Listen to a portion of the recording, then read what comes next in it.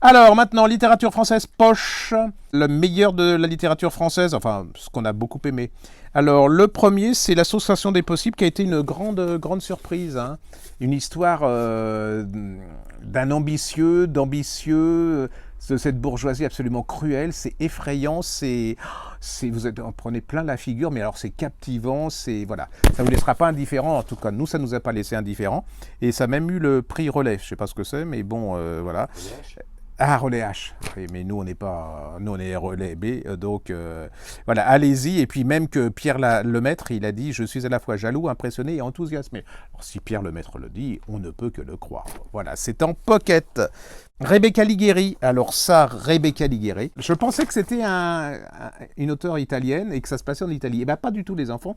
Ça se passe, c'est un des meilleurs bouquins que j'ai lus sur Marseille. C'est une histoire de copains et tout qui vont grandir, hein. Va se passer quelque chose. C'est un, un portrait de Marseille absolument incroyable et de gamins et d'adultes. Enfin voilà, allez-y, c'est vraiment ça a été une de nos révélations. Elle avait écrit un truc qu'on avait adoré aussi, qui s'appelait Les Garçons de l'été. Si à l'occasion vous avez voilà, c'est en poche aussi.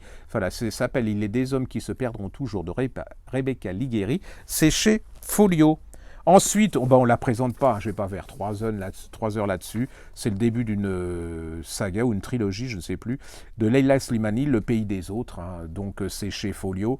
On a vraiment beaucoup aimé. Et pour une fois, François Bunel qui dit que c'est une fresque époustouflante portée par un suspense implacable.